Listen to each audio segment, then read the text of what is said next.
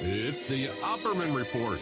Join digital forensic investigator and PI Ed Opperman for an in-depth discussion of conspiracy theories, strategy of New World Order resistance, high-profile court cases in the news, and interviews with expert guests and authors on these topics and more. It's the Opperman Report.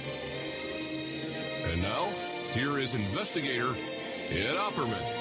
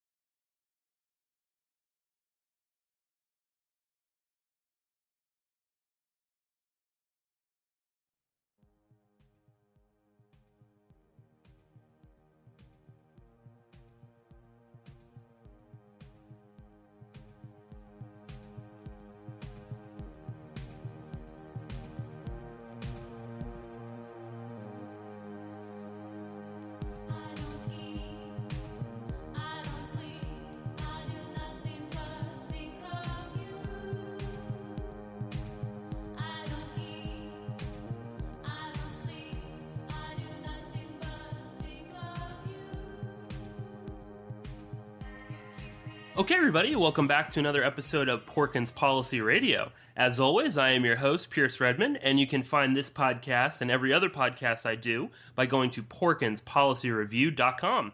Well, welcome back, everybody. I know I must sound like a broken record. I'm always talking about, we're going to be back with lots of new podcasts, and I was just looking the other day to see, and the last person we talked to is our good friend Tom Secker, and that was a month ago.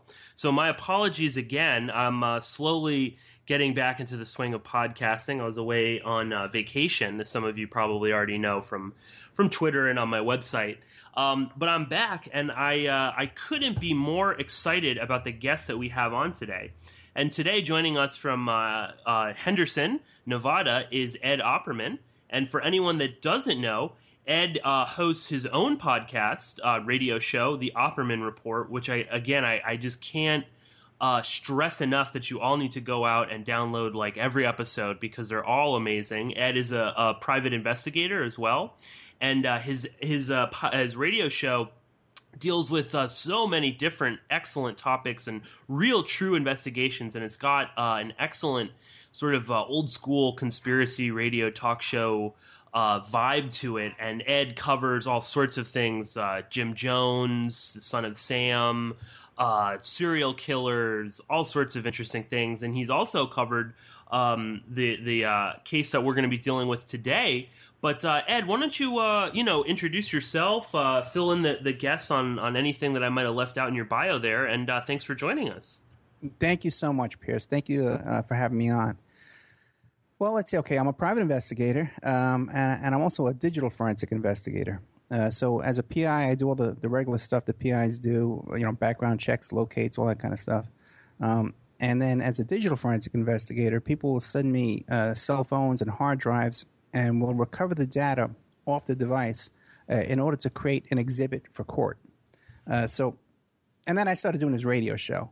So I try and use the same kind of methodical practices that I do in my work, for the show, and trying to, kind of cut out all the nonsense, and the hype, and you know what I'm talking about, right?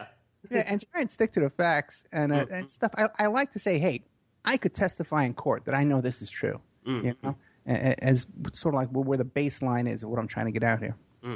No, absolutely, and it really does come across in all of your episodes. It is a fact-based show. Again, you're also willing to admit, I might have made a mistake here, or I don't really know if this is the most credible source. You also have a wide variety of guests on people. I know there's a lot of people, myself included sometimes, you're a little hesitant. Oh, do I trust this guy? Is this okay? But you're very much more based on, well, let him just, say what he's going to say, and we can make up our mind. I'm sure you don't necessarily agree with everything that your guests say. And I'll just add, too, that Ed is a fellow New Yorker like myself, and that's very refreshing to hear in alternative media. There's, I don't know, there's just not a lot of real true New Yorkers doing this sort of work. And also, I just really appreciate, Ed, all of your focus on things like the Son of Sam and the crazy stuff that was going on in New York. I know everyone is very much obsessed, and rightfully so, with California and the wild scene going on there. But you really do bring out the fact that New York is as crazy, if not crazier, with a lot of these, serial killers and cults and things like that. So excellent stuff. Again, I really can't recommend the Opperman report. I've been obsessively downloading like every episode and going through them. So it's very good. But let's get on to this episode and why I've asked Ed on the show. So I'm sure the listeners are somewhat familiar with this guy, Jeffrey Epstein. He is this quote-unquote billionaire pedophile who has been linked to probably a much larger pedophile ring. This involves all sorts of crazy cast of characters that we'll get into, like Bill Clinton, Ehud Barak, a litany list of who's who. But let me just say, before we kind of get into this is going to be, a fairly probably upsetting podcast for some people. We're going to be, this is a pretty dark subject, so keep that in mind. And also, just kind of keep in mind that these sort of things that don't get covered very well in the alternative media, of course not in the mainstream media.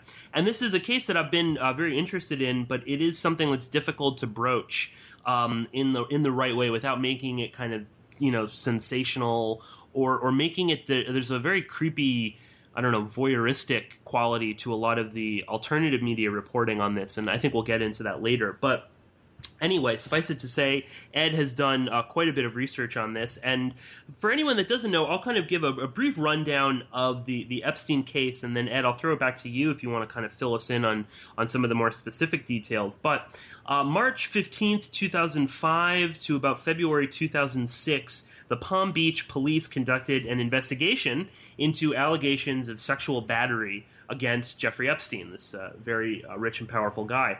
They got statements from about 5 victims between the ages of like 12 to possibly 16, and 17 witnesses that Epstein molested or raped these girls. Now, you can go through the probable cause affidavit, and I'll provide a link to that because it goes into, graphic detail about Epstein's behavior, what was going on. It points out all sorts of things, that this house was bugged with cameras, the walls were lined with child pornography, a whole bunch of really wild stuff. Now, eventually, the FBI would actually get involved in this case, and they would identify 34 minors that Epstein had assaulted. So, instantly you're kind of thinking, oh my God, this, they've got this guy dead to rights. They went through his garbage, they found stuff, they had all these young girls coming forward and, giving them information on this. But unfortunately, the actual case never actually went to trial. Instead, a secretive plea deal was struck between Epstein's lawyer and federal prosecutors. Now, this resulted, among other things, in Epstein evading federal charges. He would have, I think been sentenced to like a mandatory of at least 10 years, but instead he only copped to state charges. And now, of those state charges, all he really did was admit to soliciting an underage prostitute.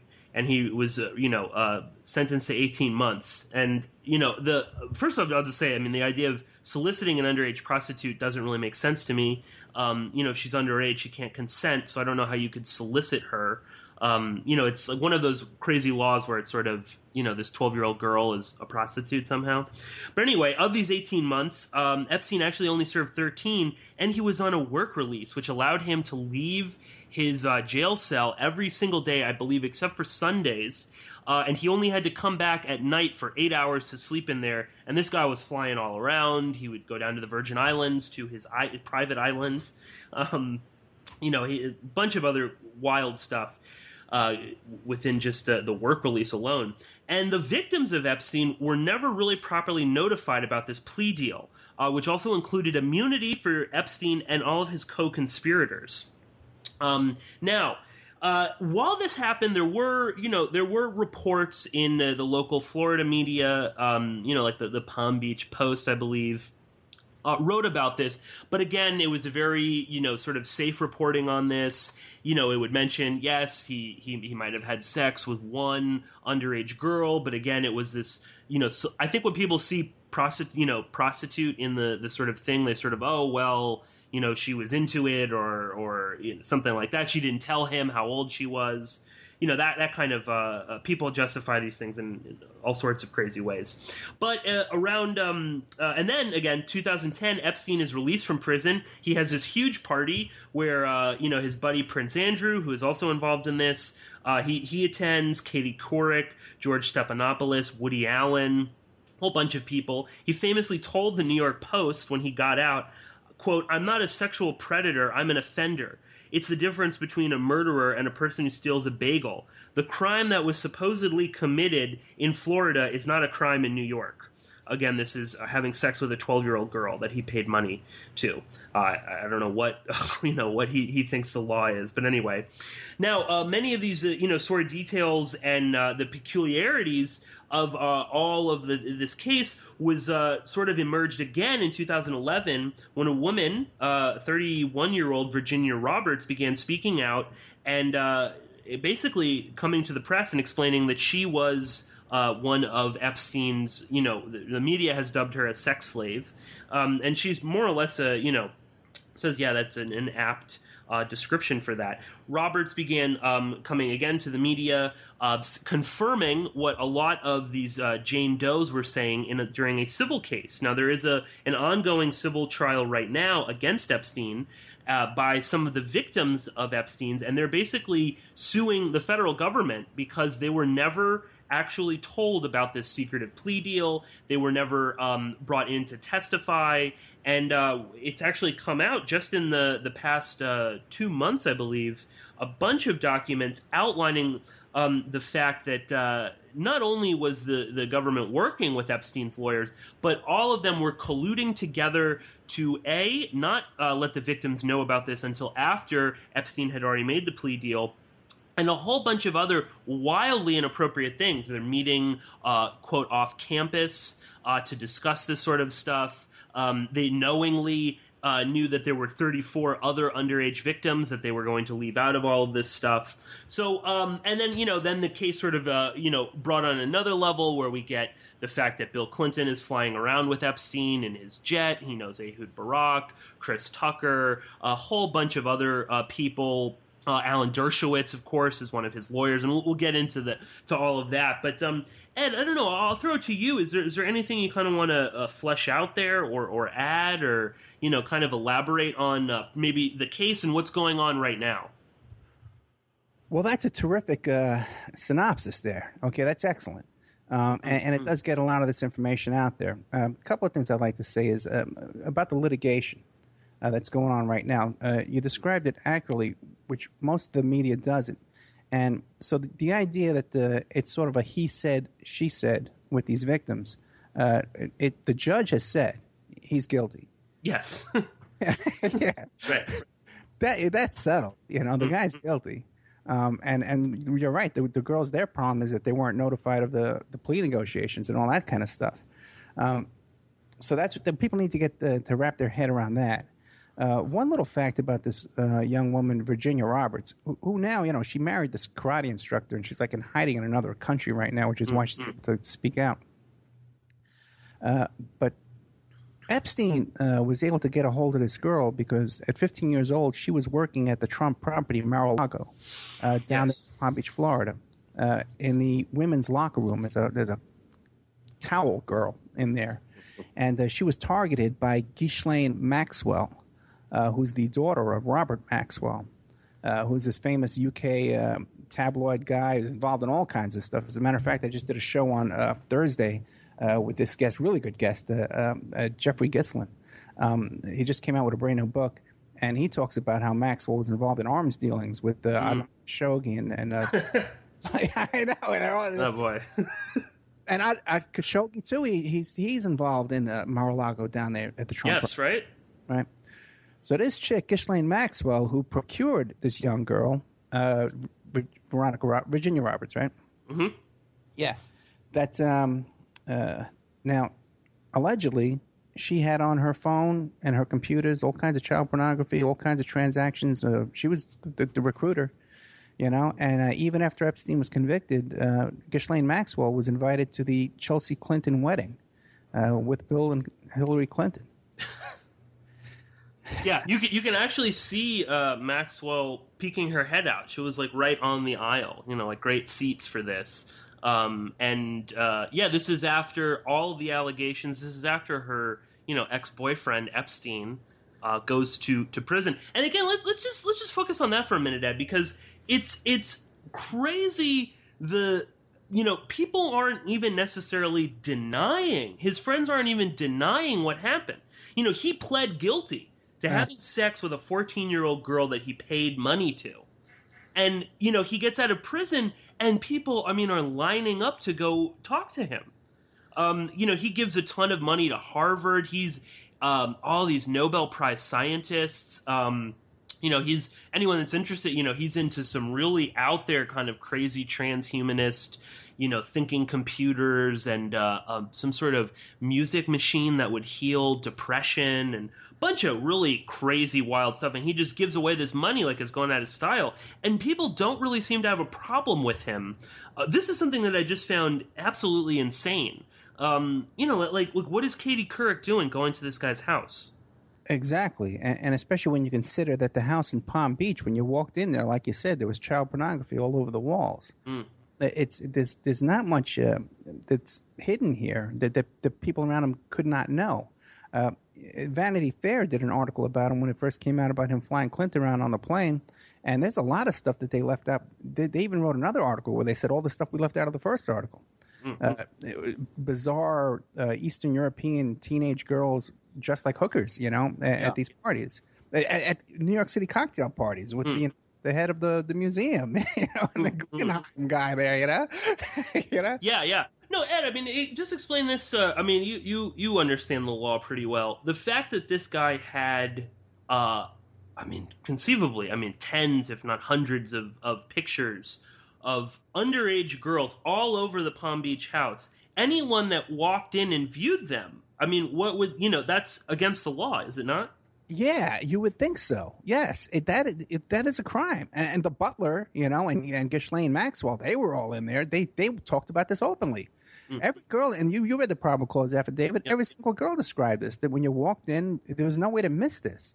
So when you hear about him having parties with Katie Couric and all these people, how could they miss it? That was in Palm Beach. We don't know how many of them went down to Palm Beach, but they were definitely at his property there in Manhattan. We know that for a fact. And who knows what he has on the walls over there? Interesting thing that it struck me. They describe in the Vanity Fair article that he had, when you walk in glass cases, he has all these eyeballs. Yes. Right. And in that black magic witchcraft kind of stuff, they that thing where people can't see what you're doing if you have an eyeball staring back at them, And who else had an eyeball on his ring was Jimmy Savile. Yes, yeah. That he, got off a corpse that he might have had sex with, if you can imagine that. Yeah, it's really bizarre. Yeah, no, the eyeballs. I think we'll try and touch on that later. But the kind of possible occult things or black magic going on with this, because I just can't help but think that there's some truth to that with this. The eyeballs thing is very, all of these, and I think the Vicky Ward, who wrote this Vanity Fair article, and she's recently written another article, basically talking about how she tried to warn everybody about Epstein, but the editors at Vanity Fair wouldn't let her. She said that the eyes all came from, I think it was World War II soldiers who had lost their eyes. No, and they were artificial eyes. They were prosthetic. Yeah. Right. Yeah. Like World War I or World War II, something bizarre. Like that. Right. Yeah. God only knows where Epstein got these. But Ed, why don't you kind of flesh out Epstein a little bit? Because he's got a pretty interesting biography.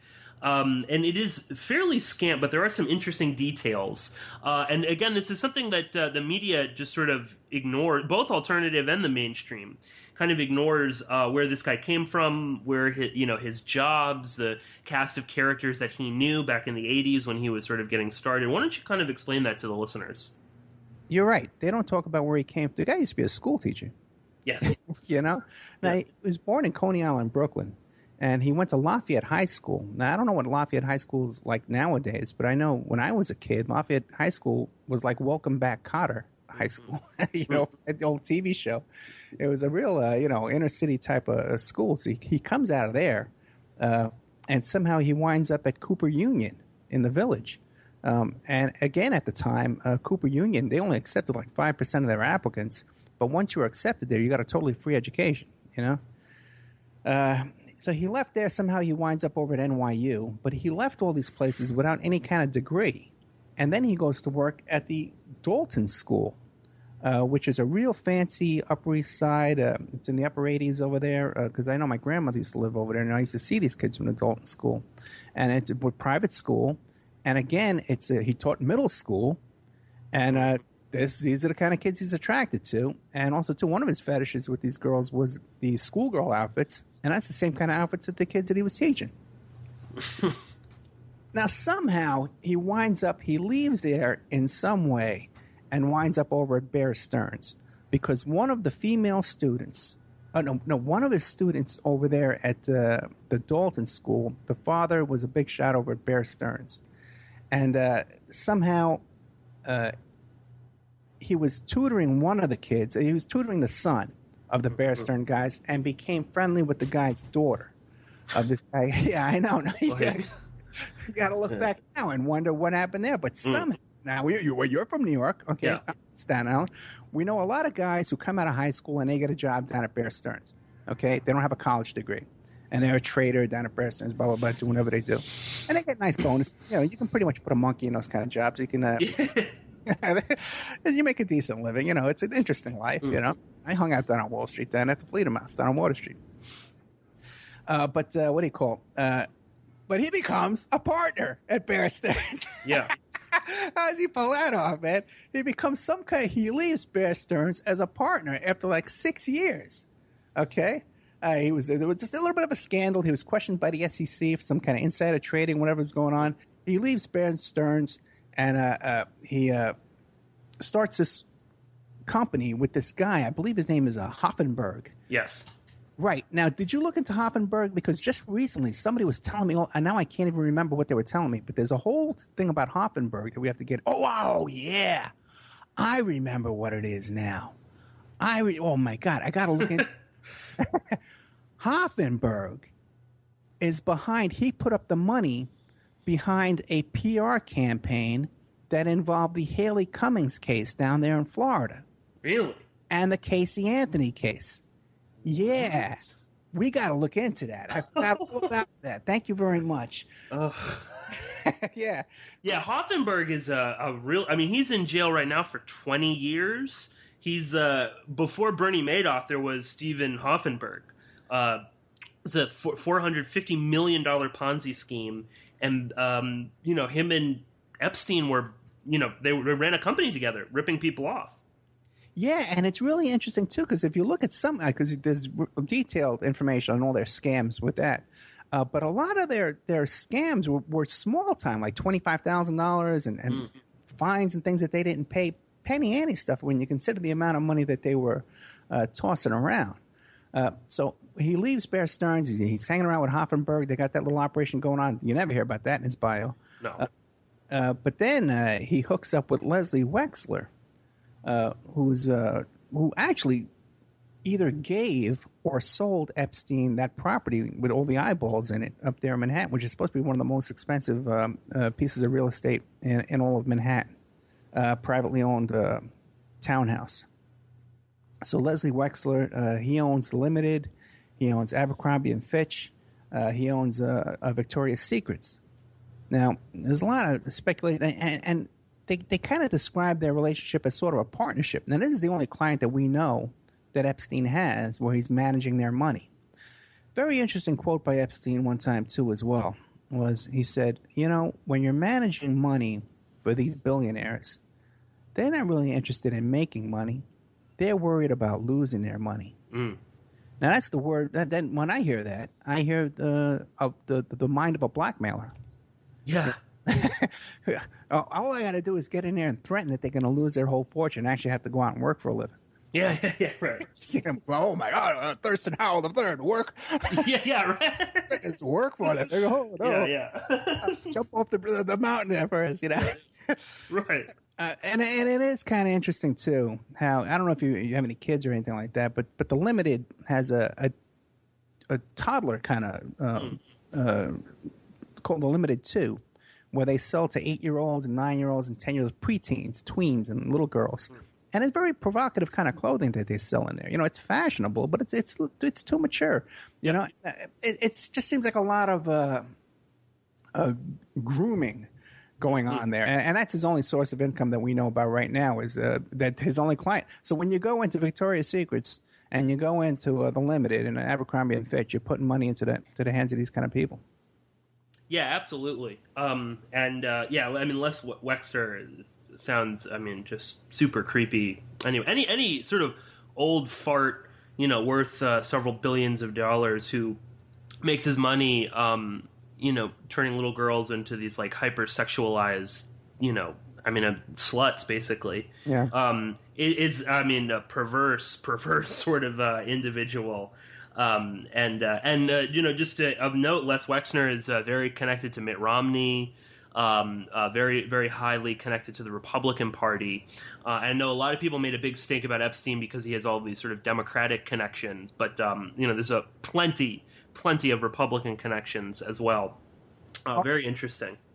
Oh yeah, because Jeb Bush was the governor down there in Florida when all this was going on, and W. Right, Bush, I didn't even think about that. Right, W. Bush was the president. And it's interesting now, because I can look at everything with a suspicious eye. But you see Trump attacking Jeb Bush here viciously. These come on, all this happened right under Trump's nose.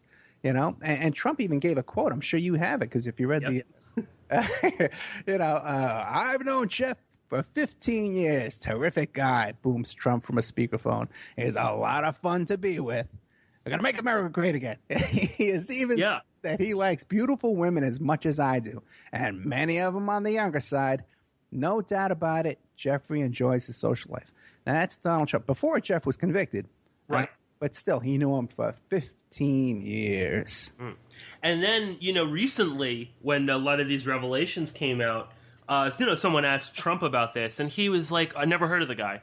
I think he went to my club. I sort of vaguely knew him. Not a big, when they've got this guy on record, and this is an interesting thing, Adam. I'd like to get your take on this. Every, Victoria Ward, she's spoken about this in the media, but when she was trying to write this article on Epstein, she sort of, was asked by, she was very pregnant at the time, she said. So she couldn't fly around, she really couldn't do a lot, and her editor over at Vanity Fair said, well, why don't you look into this guy Epstein? He's sort of this Gatsby type character. He's this billionaire, but no one knows where he got his money. No one really knows who he is, but he had recently flown Bill Clinton and Kevin Spacey and Chris Tucker and also a porn star, it came out, over to Africa for an AIDS conference. Which is just so, the cover that these guys use to jet around is disgusting. But so she is investigating, looking into him. She's trying to write this article, and she said that Epstein was I don't want to interfere at all. You write what you want to write, and this guy is calling her at home. He's summoning her at all hours of the night to come over to his house. She said that before she even really started looking into this, Ace Greenberg at Bear Stearns, the CEO, is calling her up out of the blue saying, oh, Jeff is so wonderful. Dershowitz, who we'll get into him, he could not stop gushing about this guy. And she claims that he was really quite boring. Not very interesting, was kind of an asshole to her all the time. Looking, hindsight, was he blackmailing all of these people? And is this, they're coming forward, just to, we got to make this guy look good right now. They're going to do this big piece on him. No one wants to have anything bad. What is your take on this? Again, Trump, I've known the guy for 15 years. He's amazing. Yeah, and you got to remember, too, as far as Trump goes, is that the the first one of these victims was procured on a Trump property. You know, and her dad, was a maintenance engineer at the property down there, and he's retired with a horse ranch, which is to me is you got to take a look at that. You know, I've worked hard my whole life. I can't afford a horse ranch. I don't know how this guy wise investing, and also too, then you got and Prince Andrew, was down there at the Mar-a-Lago property. One more thing I'd like to point out too is the girl. Virginia Roberts, she's the one that you see with her arm around Prince Andrew in that picture when she's about 17 years old. But there are documents that are available online. As a matter of fact, if you Google it, it should still be up there. If you just Google the case number, which is 08-80736, you just put in case number 08-80736. A lot of these documents will come up for you for free. Otherwise, you can open up an account with Pacers and you can pay for them. But there's some affidavits from her where she includes pictures of how old she was and what she looked like when Epstein first got his hands on her. And she's a little kid. She's a 12-year-old kid in like shorts and a T-shirt on I think it was the Staten Island Ferry. Yes. Right. And he saw the picture, and that's heartbreaking because I got a kid the same age, That's a kid. I coach basketball. It's a child. Yeah. It's a child. I coach basketball kids that age. And some pervert, the guy has his mitts all over. He's passing them around, all this kind of stuff. So people who take this kind of thing lightly, it's really upsetting to me. And another thing that really struck me, too, personally, was the thing in the probable cause affidavit. When these cops describe going to the homes to investigate these cases and knocking on the door. And we showed up at their home. They weren't expecting us, and we told them their daughter was involved in this, and the daughter denied it. But then we were called back the next day.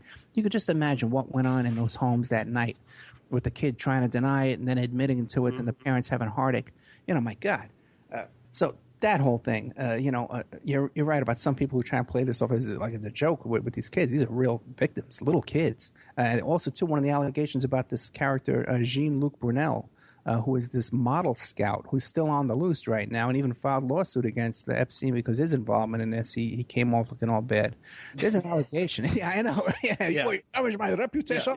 Yeah. And let's just, it will explain who he is, and then we'll get into his, why how he's even suing him. Oh, my God. Well, they did an expose on this guy years ago. I think it was 60 Minutes, that there were all kind of allegations about him. He was a famous modeling scout. And he would give these girls roofies and at nightclubs and stuff like that, and he was raping these girls. I don't think he's ever been convicted of anything. But he was one of Epstein's buddies. And there's also allegations that somehow this character has access to fake passports and visas and all kinds of stuff like that, and he's able to take these little girls and practically buy them from their families. And by the way, there's a woman right now who's living with Epstein that there's allegations that Epstein bought this girl from family in Eastern Europe. Anyway, but Brunel... And all these allegations about him having fake passports, he's able to get this stuff. And there was also another thing, too, about Epstein having this kind of scam where he was able to get fake upgrades for first-class tickets back in the 80s and stuff like that. Yes, that's right.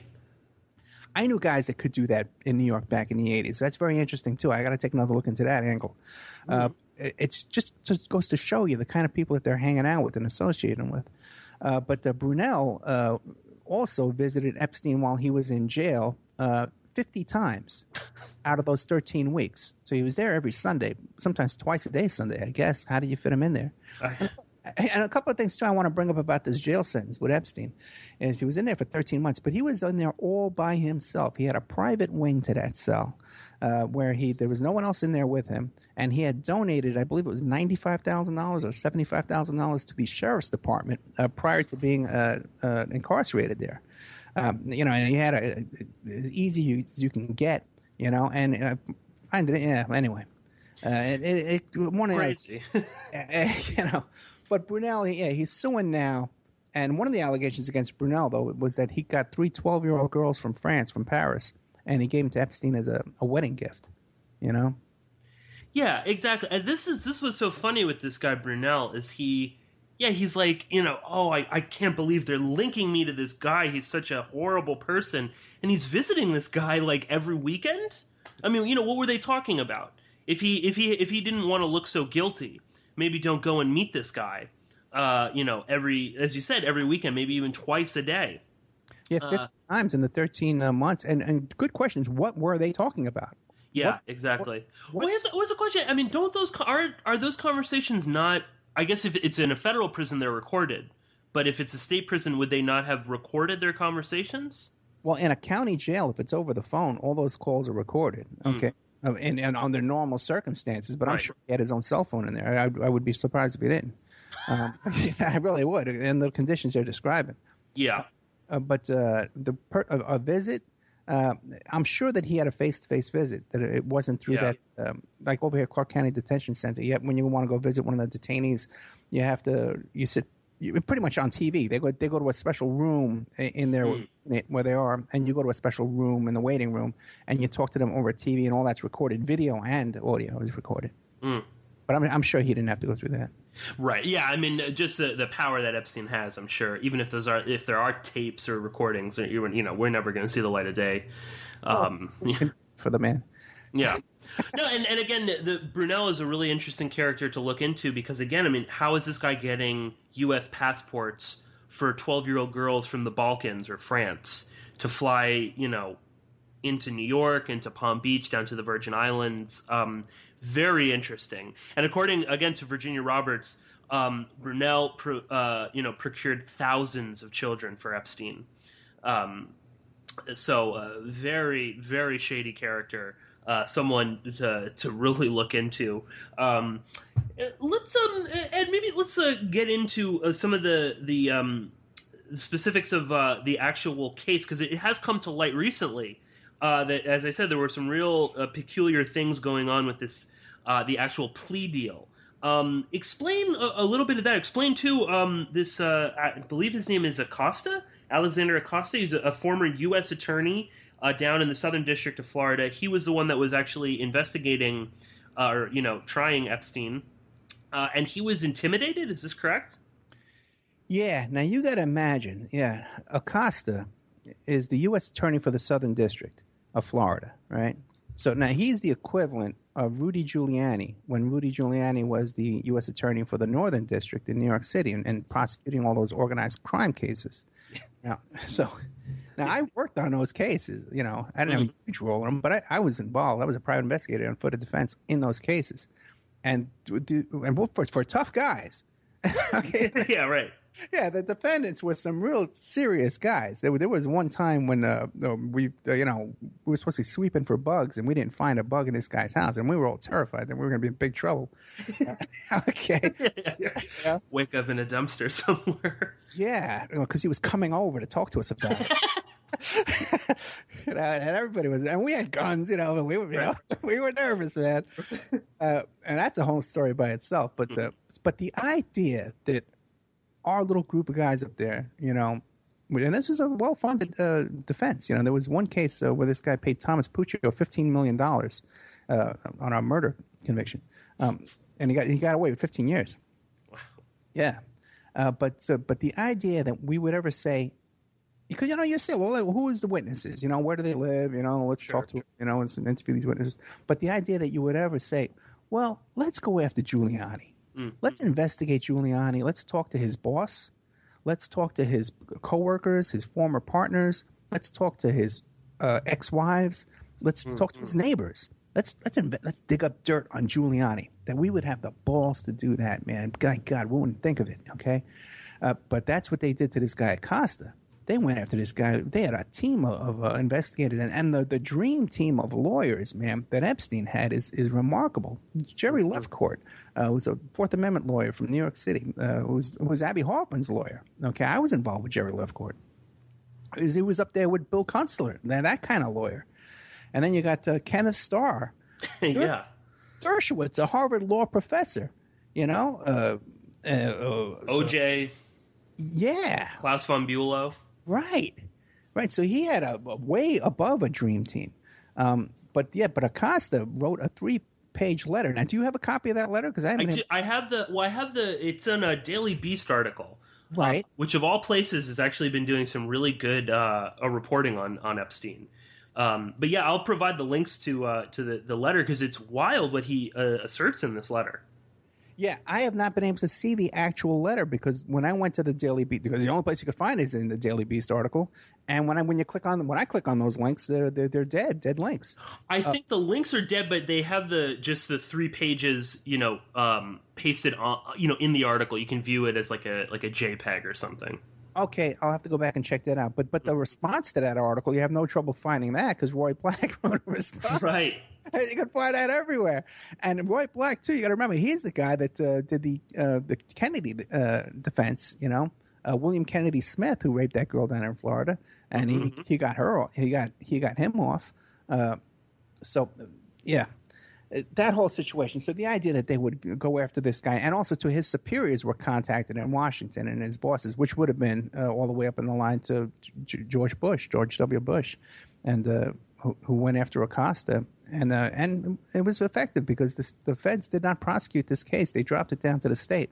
And he even complained, and he said, I think even some of the investigators involved in this case wrote public letters to the newspaper, saying that this was all handled. It was very shady the way it was handled, and so.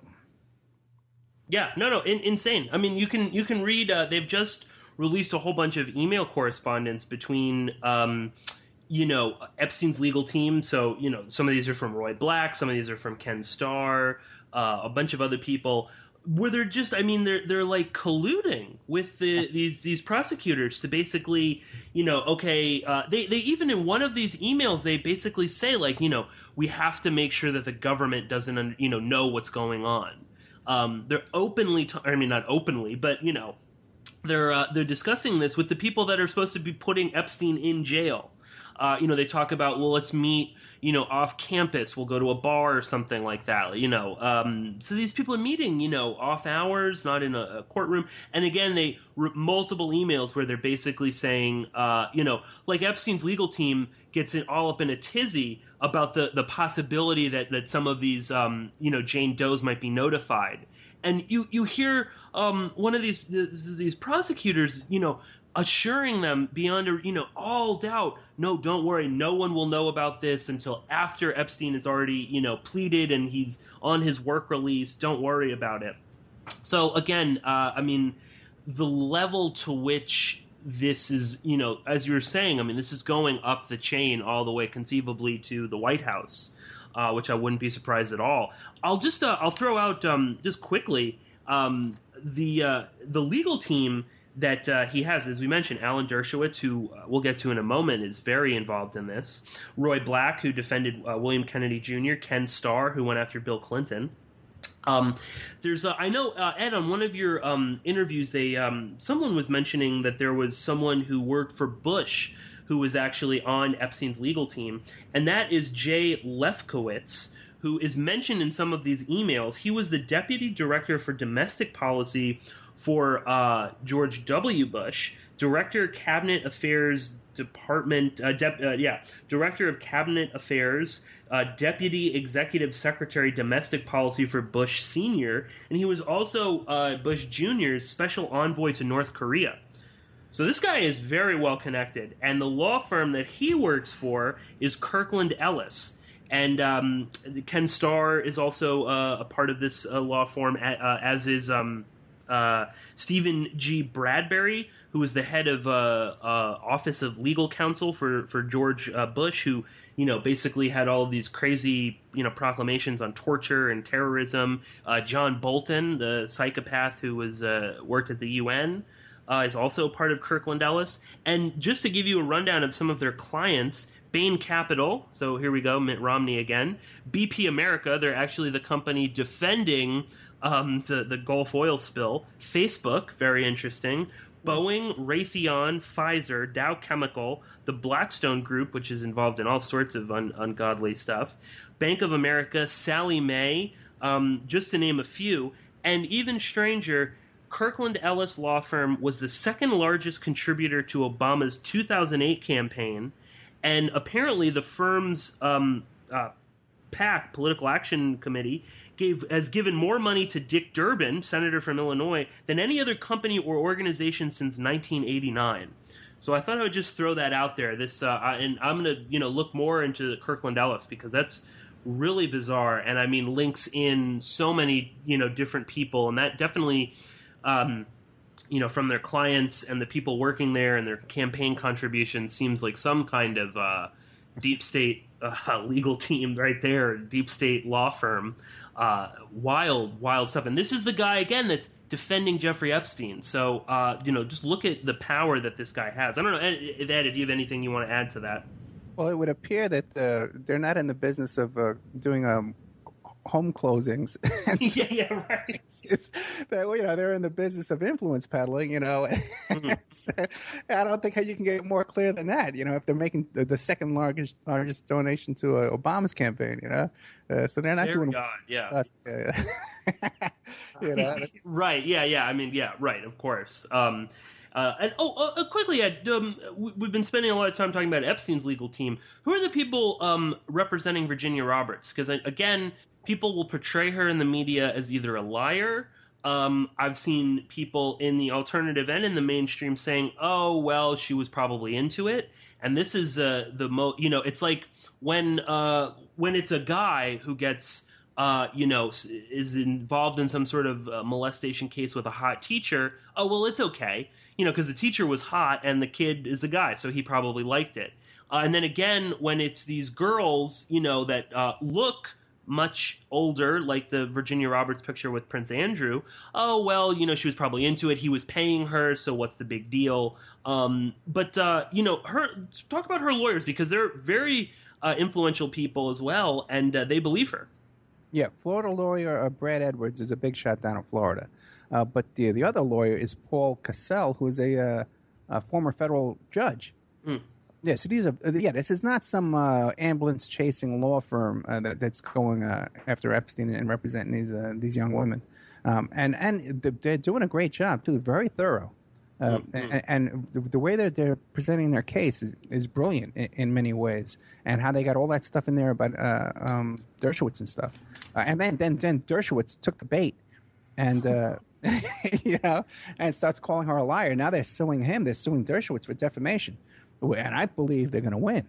Okay. And, they're trying to say there was one little when the judge removed Virginia Roberts and the other Jane Does from the initial litigation. He didn't say that this was portrayed as being, hey, the judge threw it out. There's a big victory for Prince Andrew and Dershowitz. Oh, it's all proven.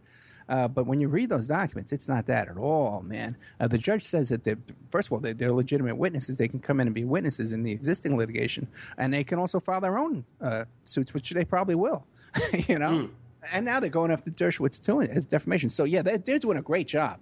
These guys are excellent lawyers. And like I said, a former federal court judge in West Palm Beach. This guy's no joke. Yeah. Right, yeah. Explain that, because I know I saw that. Again, I mean, this is barely reported anywhere. If an update is reported on Epstein, it's generally to kind of placate the masses that Virginia Roberts is a liar, that she's that she's either making this up or that she's out to get money. Right. And Dershowitz. Let's get into Dershowitz. Ed, explain some of these claims that Virginia Roberts has made in her affidavit against Dershowitz, and what Dershowitz, his relationship with Epstein. Explain that a little bit. Well, yeah, they were friends, and Dershowitz was gushing over this guy and said, well, even if he wasn't rich, we'd still be great friends because he's just so brilliant and so wonderful. These bizarre comments, Dershowitz was donating, I think up to $25 million to Harvard Law. Epstein was. Yeah, Epstein. Yeah, was donating a huge amount of money to Harvard Law. So that's, I suppose, that's how he became so wonderful. Yeah. I think he's wonderful too. Give me $50 million. But Virginia Roberts is very detailed in having to perform sex with Dershowitz. And him being at different locations and on these planes, if this stuff was going on, this was right in front of Dershowitz's eyes. He can't deny it. He comes back and says, well, my wife was there. And I think at one time he even says, my daughter was there. I tried to look up and see how old his daughter was and find out what was going on with that. I couldn't find any information. But, yeah, it seems like Dershowitz is it would be a conflict of interest for him to be on the defense, of this. Considering that he's named in these allegations. I don't know. The whole thing with Dershowitz is very bizarre. At one time, I was a big fan of Dershowitz, but over the years, he just showed himself to be a hack. Yeah, completely. Yeah, and now, if you Google Dershowitz right now, it is just endless articles in like Newsmax and other places where he's talking about how Iran is about to, take over the world and bomb us back to the Stone Age, all this stuff. Nothing about Epstein or the ongoing case. And he has all of these ridiculous, he claimed, again, the same thing like with Trump, like, oh, I never met the guy. Dershowitz claims him and Epstein had a strictly business relationship only, that they met for the first time, I don't know, sometime between like 2001 or 2003, and it was Evelyn de Rothschild who introduced them. So right. Now we're getting into another level of these pedophilia rings. Well, Epstein's a member of the Trilateral Commission and the Council on Foreign Relations. Yes, I nearly forgot that. Yeah, right. And wasn't he described as an enthusiastic member? Yeah, well, what does that mean? Yeah, right, I know. I want to control the world more than everyone else does. Yeah. Yeah. Oh my God. Yeah, and that's you never hear that mentioned. Yeah. Oh no. Right. Of course not. And then and then this is all contradicted by the flight records. Maybe we can talk about some of these flight records, but Dershowitz was on Epstein's plane as far back as December 1997, where he was on the plane with an unidentified female, Hazel, Claire, and Maxwell. And then he admitted to Gawker, oh, yeah, I guess I was on that plane in 97, but my wife was there too, or my daughter was there. Nothing could have happened. Also, this isn't a small private plane. This is like a jumbo jet. You know what I mean? Stuff could be going on in this plane and people wouldn't even know about it. This isn't like a tiny little jet where, everyone could see you. It seems like Dershowitz keeps lying publicly. And he is playing this whole, Virginia Roberts and Jane Doe number 4, they can't participate in whatever this lawsuit. He's playing that as a victory for himself, correct? Yeah, right. And when really, when you read it, it's not a victory at all. And plus they've won that lawsuit. All the discovery that was sealed has all been unsealed. Mm-hmm. And they gave Epstein, they gave him time to appeal. I don't know if he did appeal, but I know it's all out now. So it's all in the public. So if he did appeal, he lost the appeal. Real interesting about, again, I don't want to keep forgetting because we keep talking about Chris Tucker. Was one of the guys who was on his plane. Chris Tucker has his own plane too, Mm-hmm. Okay, Chris Tucker has his own plane. And the reason why I know that is because in the trial of Michael Jackson, it came out that this little boy Gavino, the one that was in the film Living with Michael Jackson, yes, Martin Bashir.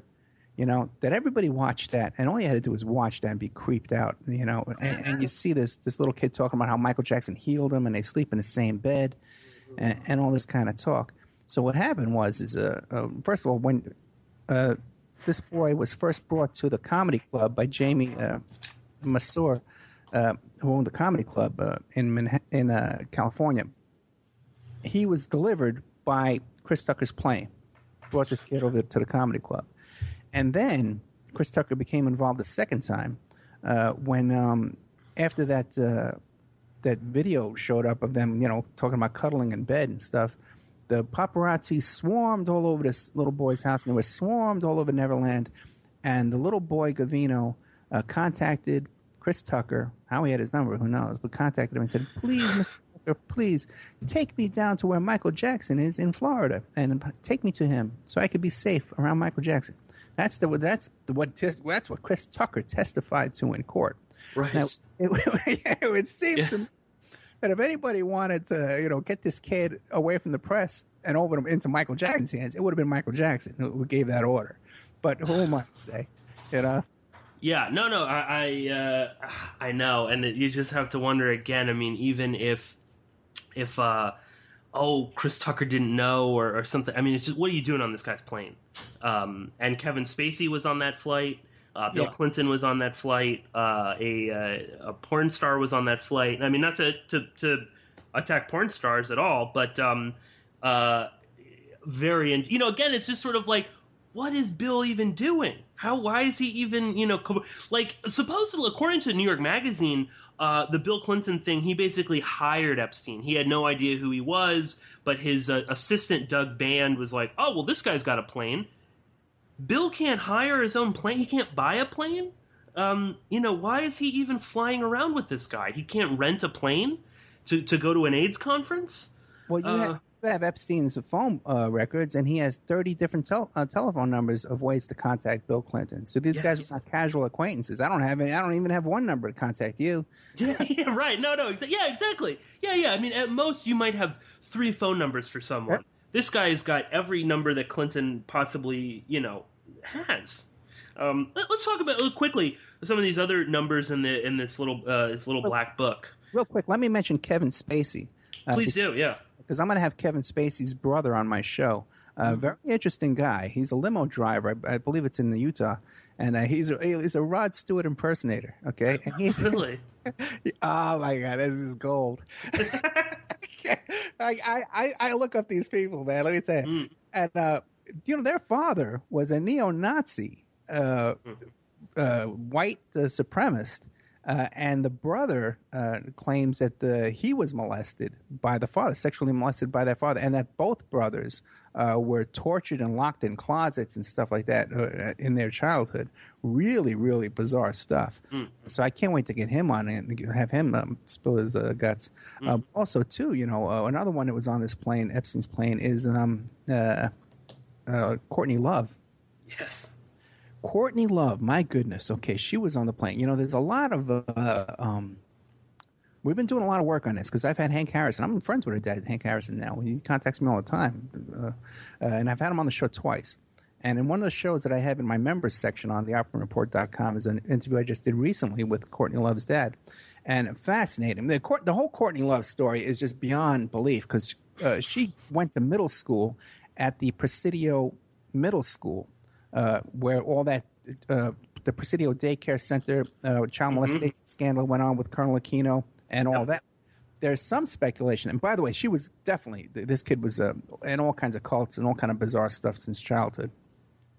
I'll let you. There's too much detail to go into right now, but in my interview that we just did with Hank Harrison about the movie Soaked in Bleach, we wanted to talk about that, but a couple things came out because John Potash, the author of FBI Drugs Used as a Weapon Against Us. It's a brand new book he has coming out. He wrote the book about the FBI war on Tupac Shakur as well. As I was interviewing Epstein, because I had put them in touch previously to talk about Courtney Love for the book Drugs Used as a Weapon Against Us. So I was chatting with Potash online as I was interviewing Hank Harrison, the father of Courtney Love. And he says, Ed, let me call in because I got to ask him a question. It turns out that Courtney Love, when she went to Ireland at 15 years old, had like 10,000 hits of LSD with her. And who was her boyfriend over there in Ireland? He was a grown adult CIA agent that was also friends with Hank Harrison. And Hank Harrison lays all this out in the interview. He talks all about it. Courtney Love was having a relationship at 15 years old with an adult CIA agent. Then we ask him, well, what about this stuff of her being on this plane with Epstein? He didn't really know who Epstein was, but he confirmed to us that Courtney Love was involved in prostitution and procuring sex trafficking, underage sex trafficking of teenagers and young preteens for elites and for parties. And she was on Epstein's plane as well. Yeah. Oh, and I mean, she spent some time as a 16-year-old stripper. In Portland. I mean, and this is not to obviously, if she's doing this, it's horrible. But I mean, God only knows what they had to do to her to make her do this. And I mean, it also makes you just her association with Epstein makes you think twice about how Kurt Cobain died.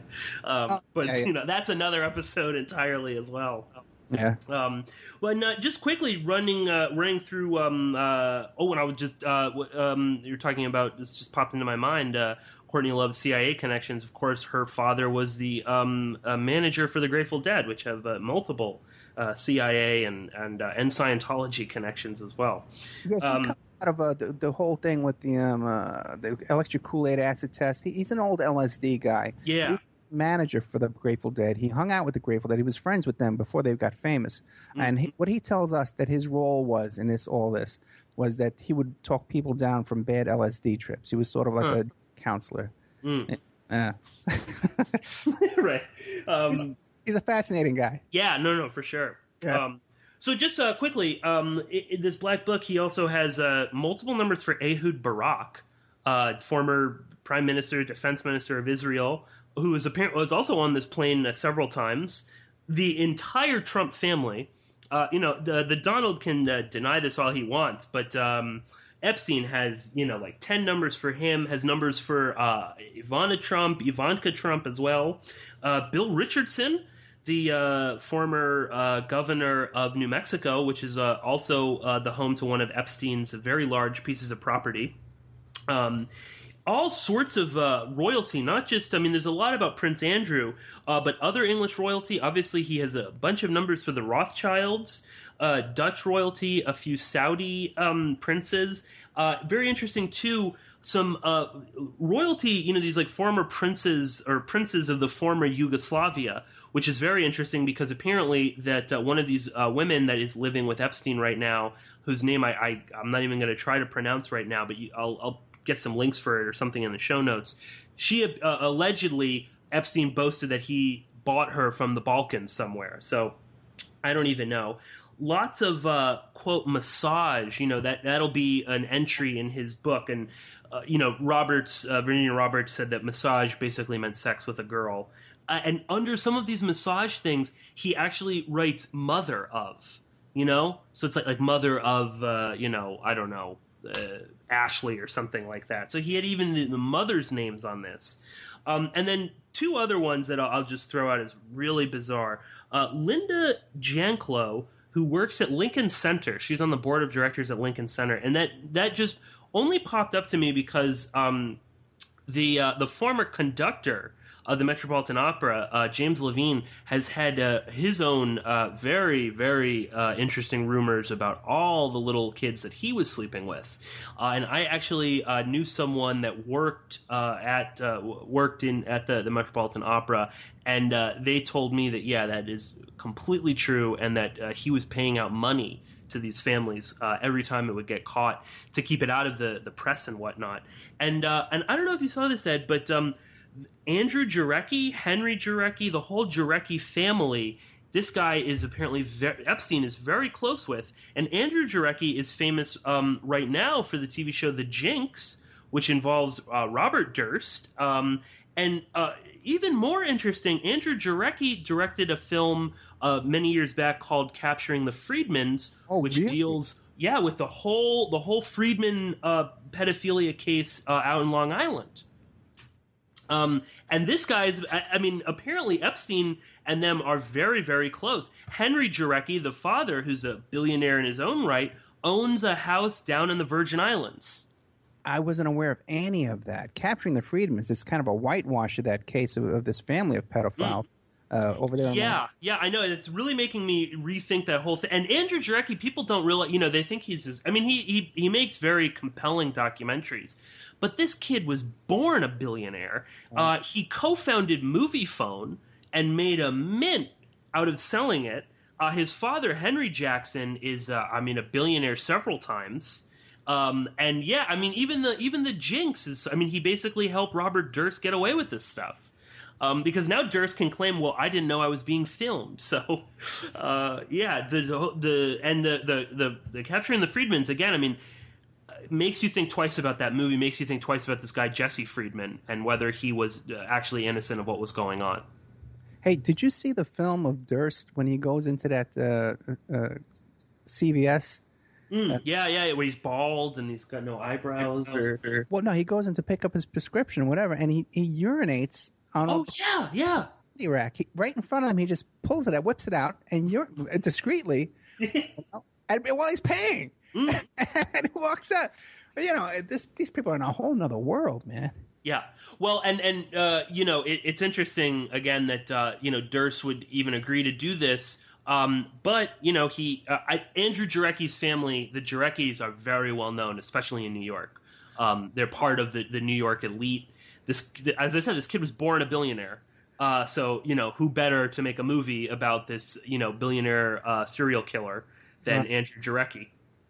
But again, the mere fact that Epstein has got so many numbers for his wife, numbers for his brothers, numbers for his father, his mother, all of this stuff, and this guy's making this documentary about the Friedmans. Very, very interesting. And I think we'll move on a little bit. But anything at all on the case, any of these characters, anything you want to mention? Well, let's see. I think we covered just about everything. The atrocity of how he was treated with kid gloves in prison, the sentencing he got away with, all the millionaires and billionaires he knows what Trump's involved with him. Yeah.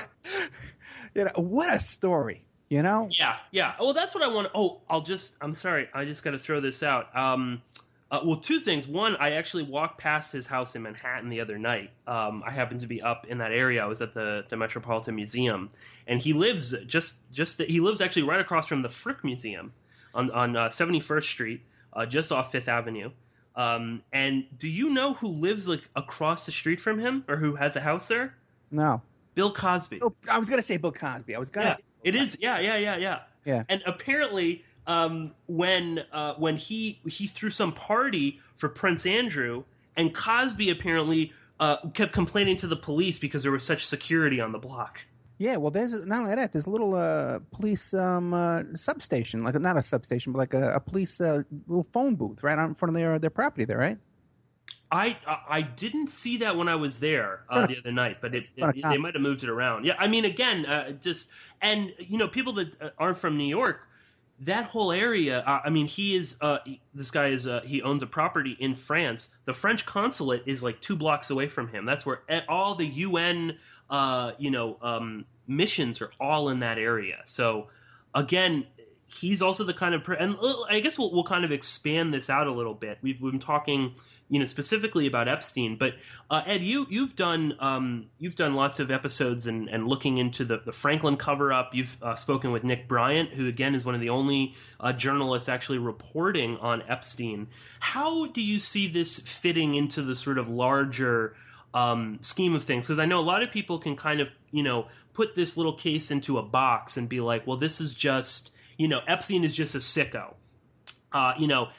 Brunel, whatever, that doesn't matter. Maybe he's a sicko too, but that's it. There's just these 2 people. And unfortunately, all these celebrities were, seduced by his, charismatic behavior and his wealth, and they just sort of got involved. And that's the end of it. It was just Epstein, maybe Prince Andrew, but, for whatever reason, they don't even, I mean, Andrew will deny this, and then there's a picture of him with the girl, with Virginia Roberts. But how do you kind of see this in the larger scope of things? Because I see this as just a little cog in a much larger, unfortunately, a much larger wheel that is these sort of big pedophile rings. So I don't know. How do you view this, Ed? Well, you're right, and one thing, just before we get too far away from Epstein, is his butler, this guy Alfredo Rodriguez, who witnessed 3 little girls coming in there every single day. He actually did more time than Epstein because he was trying to sell Epstein's little black book, and he got 18 months. And he's dead today. And Nick Bryant, by the way, too, is supposed to be very, very ill and was in the hospital a while back. I don't know what's going on with him now. When you talk about the Franklin cover-up and the whole Henry Vincent case, the Confessions of a D.C. Madam, and I've had David Schroeder on the phone, and so all these on the show, it all, again, it's the same story pretty much about how these elites, again, pedophilia with the young kids, sex rings, blackmail. With the Henry Vincent case, the Confessions of a D.C. Madam, he describes how he was running a gay escort service, and he was invited over to Craig Spence's house, and Larry King was there, who was pivotal in the Franklin cover-up case, and he says, they invited me into their home to talk to them, and talked about my operation, and then they brought me into a room, and they had all this recording equipment, and then they were blackmailing me after that. So I said to him, I said, well, blackmail is, it's a ballsy move. I have a lot of blackmail dirt on people, but it's, when you want to pull it off, it's a big move. And he says, well, Craig Spence, his team of bodyguards were all Secret Service agents. So you had and by the way, too, if Bill Clinton was on this Epstein's plane, the U.S. Secret Service had to be on that plane with him as well. They're signed in on the flight records. Right. So and then you hear these stories back to the Franklin cover-up case about how these call boys were taking on midnight tours of the White House. And then under W. Bush, you had Jeff Gannon, the male escort with the Marine escort thing. Wow, he was in the press club down there asking these softball questions. And then he was getting he signed into the White House for visits into the White House, and he didn't sign out till the next day. So it seems to be a pattern of blackmail, and you're right, and these aren't people that are just passing through, like because even you have a guy like Colonel Michael Aquino. This guy comes out of the Phoenix Project, Phoenix program, involved in all these different NSA he worked for, the first satanic chaplain in the U.S. military, that he wrote the handbook that every other chaplain, Muslim chaplains, Christian chaplains, Jewish chaplains, all have to follow his guideline of how to be chaplains in the military. So these aren't peripheral people. These are the ones. These are the guys. Prince Andrew. These are the ones in charge. Yes. At the highest levels of billionaires, the Rothschilds. Yeah, I mean that's what's. I think, and I understand the sort of the mentality. A lot of people, I think they don't want to. I was talking with someone the other day and about the Epstein case and just some of the people involved, and it's really difficult sometimes for people to sort of admit that these people could be involved, or that this could really be going on such a large scale. But again, I mean, just look across the Atlantic Ocean to England with this Jimmy Savile stuff. I mean, respectable people, quote unquote, respectable people admitting, oh yeah, everyone knew that Savile was doing this. On BBC property, he was, molesting children. I interviewed Jimmy Savile's niece. Okay, and when Jimmy Savile came over to visit the house, she was 12 years old, and they dressed her up in a pretty little dress and got her all ready for Jimmy. And right in the middle of the room, in front of everybody, they sat her on his lap, and he masturbated himself right there. And then he did it again, and she said, "I don't want anything to do with this guy after that." And then he did it again. He showed up at her engagement party to get married. What? Did it again, and right in front of the family. What? Yeah. And this guy is knighted by the Queen. Right.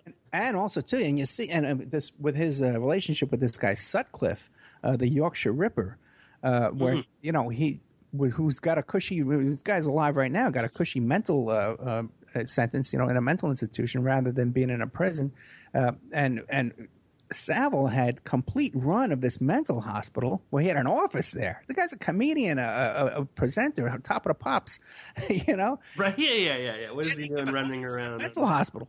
Right, and I mean, and that's the thing here with, Epstein. And I guess this is my sort of question, something that I've been mulling over, and we can kind of theorize about this a little bit. But, and I think all my listeners are very familiar with our friend and my boss over at Boiling Frogs Post, Sibel Edmonds, and she wrote in her first novel, The Lone Gladio, one of the major themes or storylines in that book is this sort of international CIA run pedophile blackmailing program, where the CIA is bugging hotel rooms and working with pimps in Southeast Asia to bring children over to blackmail politicians and things like that. And obviously, again, Henry Vinson, Craig Spence was a CIA agent or asset. Right. Admitted to that. And it just sort of makes sense. And again, Epstein fits that kind of pattern of the type of true lunatic psychopath that the CIA would be into. I mean, you just look at pictures of this guy, Ed. I mean, it's like he's just nearly emotionless. You know, he either has this creepy little smile, and again, there's only like, I don't know, maybe 7 pictures of this guy out in the public. I mean, he's never seen. You know, he had a secret entrance and exit for the jail cell when he was down in Palm Beach. But, you know, you look at this guy's background, this guy's biography. I mean, there's no mention of his parents, really.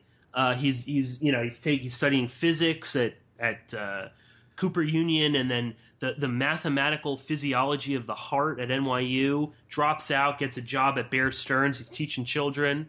Next thing, you know, Forbes magazine, I'll point out, refuses to call him a billionaire because they said there's no way to prove that he owns anything. You know, all of his money is offshore, and at that, they can't even figure out where it is. So, you know, again, how does this guy even make his money?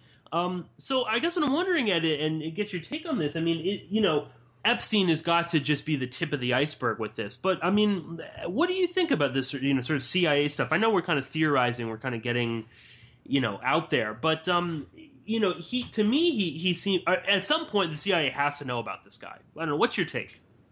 Yeah, well, absolutely. Anybody with a private plane that's flying in and out of the country, you know, he's going to get on their radar.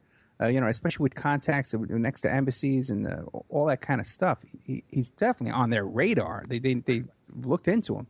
But and you're right, he would have to be some kind of an asset. Otherwise, he wouldn't get away with this. Mm-hmm. You know, we had Tom Secker on last night, and he was talking about all these guys around the 93 bombing of the World Trade Center and stuff like that, and just obvious CIA connections. Yeah. I heard you speaking on an interview once. You knew someone that worked at the UN talking about, you know, how all of those guys are compromised. And again, this guy, Epstein, not only lives around all of these UN missions, but he's the kind of person that, you know, he is the real elite, you know, that operates, you know, they're all in New York, you know what I mean? But this guy is, you know, part of the establishment in so many ways. He's the kind of person, and again, I mean, you go by his townhouse, it's like 7 stories. I'm sure he had all sorts of parties with UN officials, you know, and that's the kind of person that you could, you know, compromise. I don't know. I mean, talk about the UN stuff at all. Well, you know, in my interview with Jim Rothstein, you know, he talks about it as well. And you know, my father had a friend that worked at the UN, and you know, really have nothing to add other than there's no way because the UN's in the heart of New York City, and a lot of people like to think that the UN is like an enemy of the United States, and they're going to come here, UN troops are going to come in and take over the United States. But you know, from being in New York City, you know, we control the UN. And when you go back, I always think back to this thing. I was listening to these wiretaps one time. It was this in the commission case in New York City back in the 80s. And this guy was saying, he was on, the mafia guy was on the tape, and he was saying, don't worry about this union guy because we control everybody around him. The paper boy works for us. His receptionist works for us. The guy that mops his floors works for us. Everybody around is, you know, his boss, you know.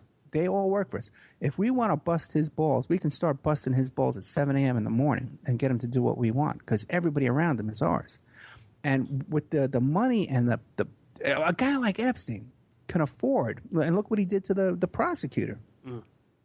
So if there's someone in the UN or something that he wants to target, he can insert people around that guy all over the place, you know, until he controls them and gets them in a position where he can blackmail them. Then he doesn't have to worry about controlling them. If you look at him, the quote he makes about the thing about they don't want to lose their money. So my job is to protect them from losing their money, you know. And really his only client is this guy that we know about is Wexler. But, you know, he got into Bear Stearns through that guy, what's his, Greenberg? Yeah. Yeah.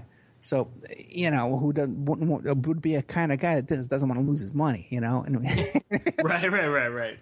You know, so I don't know what to say, man. Yeah. Yeah. Well, just, I mean, the blackmail can really, you know, if you want to get ahead in this world, blackmail is a great way. I don't know, maybe we'll leave it here for that. I'll just say this, God only knows who's blackmailing Epstein. You know, I mean, people don't get into blackmail for no reason. Many times they're being blackmailed. But real quick, a lot of people try to blackmail. Okay, look at this guy. The butler tried to sell the Right. Right, he didn't get away with it. One of Bill Cosby's daughters, I believe it's his daughter. She tried to get some money out of him, and she was arrested for blackmail. There were some guys who tried to. I'm not going to mention his name, but there were some guys who tried to blackmail a big shot in Hollywood about a sex tape that they had, and these guys disappeared. Okay, so blackmail is a ballsy move, you know, and you got to have something behind you in order to pull it off. So it's one thing to have blackmail dirt, and it's another thing to be able to really use it and get away with it. Yeah, and again, I mean, if Epstein, some of his, very, very high up friends, obviously that's his insurance. He feels confident enough to blackmail people because, he knows that someone's got his back. But he started in Coney Island. You know what I mean? Yeah. Where, man, public school. He went to public school. Yeah.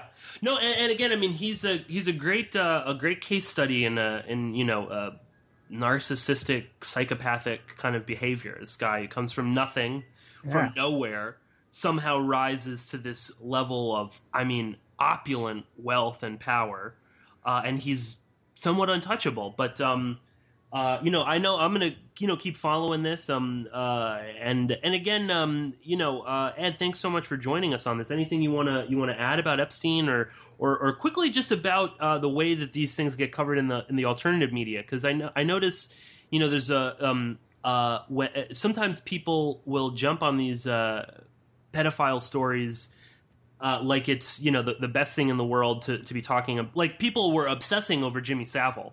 But I was actually surprised at how few people were covering Epstein. And I see that as, this is a game changer in terms of the people he's connected. I mean, two of the, two front runners in the presidential election, Hillary Clinton and Donald Trump are connected with this guy. And not a word is being said. I don't know if you've been listening, but I'm getting my press credentials. I'm going to be able to go to these campaign. Oh, great. Oh yeah, and it's looking like I'm going to be at every event. Nice. I'm going to get all the schedules. I'm going to be able to go there, and I'll be right there. I'll be able to ask questions, and I'm going to ask these questions, and then I'll never get credentials again. Right. Because that's how I know. I mean, someone doesn't even throw it out. No. Not even like, oh, would you like to address this scandal, or because they'll give them the softball questions. Yeah, but this never even gets brought up. Come on, Bill Clinton was on the plane. My God, not even. And also, Epstein donated $3 million to the Clinton Foundation. Yes. And that's never brought up. But to sum all this up, I'd like to say this. First of all, I think that every time I've come on any show and talked about this case, you're the best as far as doing your research and doing your homework on this. I'm very, very impressed, and I thank you. I've learned a lot. Thank you. Oh, thank you very much. I've learned a lot of new stuff from this show today. Thank you. I am a little disturbed about what I kind of saw as certain people in the alternative media trying to play this off as, oh, these girls, they were flying around the world and they enjoyed it. And that was going on almost every single day. If you're thinking, what I'm talking about.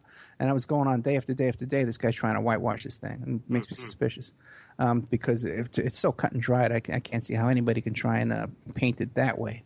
And I do know what you're talking about, how people they want to they almost get off on the details, right? And it's exploitive. Yeah, a lot of what you hear out there on these shows just for the ratings and just for the titillation and stuff. And I have even been invited on a couple of shows too, where I just kind of saw things were just getting ugly, and just too much hype and too much tabloid kind of stuff.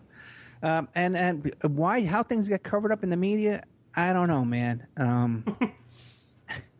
We were talking about this last night as well, with Tom Secker, that some of these people in the media are just dumb, Right. Some of them are just dumb, and they don't do their homework, and there's a lot of egos involved and a lot of ambition in politics, and you don't want to piss off the wrong people. And you want to get invited to those parties, and you want to do those kind of things, and you want to have access. Like, even I have to think twice. If I want to have access to these presidential candidates and ask questions, I got to think twice about what I do because I'll get carted off in handcuffs. Yeah. But what are you gonna do, man? Listen, this is the job, this is the profession we have, this is the life we have chosen. Yeah, right. This is the life we have chosen, man. So we just keep pushing forward and fight the good fight and stick to the truth, man, and honesty. Do your research, do your homework, man, because there's enough good, real stuff to report on and talk about, and stories that are real stories that you can report on that other people aren't taking the time to work on. So just keep doing that, man, and we just keep moving forward. Yeah. Well, absolutely. I would echo that entirely. Ed Opperman, thank you so much for coming on the show. I would love to have you back on to not only update the listeners on anything Epstein related, but just to hear some of your stories about New York and working as a private eye out here in New York, and just some of the wild stuff that you saw when you were there. I know you mentioned it here and there on your radio show. So, Ed, thank you so much for joining us, and I hope I can talk to you again soon. Thank you very much. Anytime. I'd love to come back. Okay, so that was our conversation with Ed Opperman from the Opperman Report. I hope you do go out and listen to some of Ed's episodes. There's so many excellent ones. Really great investigations. Wonderful guests. Tom Secker, of course, was just on that, and I think my listeners would really appreciate a lot of what Ed does. He does some really great work. But if you're interested in some more of my work, then please go to PorkinsPolicyReview.com, and there, of course, you can find every single episode free for download. If you want to subscribe to my podcast, you can, of course, do that through the email blast function. You can follow the RSS feed. You can always follow me on Twitter at Porkins Policy. And also, please do subscribe to my YouTube channel, which is youtube.com/1138Porkins. And if you do like this work, if you do, if you want to hear more conversations like the one that me and Ed just had, then please do spread the word. Tell your friends about it, put it up on your social media, email it. Simply just telling someone is great. And of course, if you want to support me in another way, then you can always subscribe to BoilingFrogsPost.com, where, of course, I am the partner producer on the BFP Roundtable series. So, yeah, if you want to support me that way, that's always an excellent way. There's just a ton of great people on that. Tom Secker, Guillermo Jimenez, James Corbett, Christoph Gehrman, Mark Mondelik, of course, Sibel Edmonds, Peter B. Collins, everybody, Andrew Gavin Marshall. I know I'm going to forget some people right now, but that's always a great way to support my work as well. So thank you all so much. I know, yet again, it's been a month since I've had a podcast up, but I am working on some interesting things. I'm not going to really get into them right now because it seems like every time I mention an episode, it never gets done, so I won't do that here. But we do have some excellent episodes in the works. I can say that me and Tom are working behind the scenes on season 2, of the CIA in Hollywood. We haven't forgotten about that. We already have the rough list of movies and guests lined up, so look forward to that probably in a couple months. We're aiming maybe towards the beginning of next year, but we'll have to see exactly about all of that. And look out for some Homeland-related episodes. The new season of Homeland is coming out, and Tom and I, of course, will be covering that, so we'll see how we're going to be doing that. But once again, thank you all so much. Again, please do spread the word. Talk about this, whatever you want to do.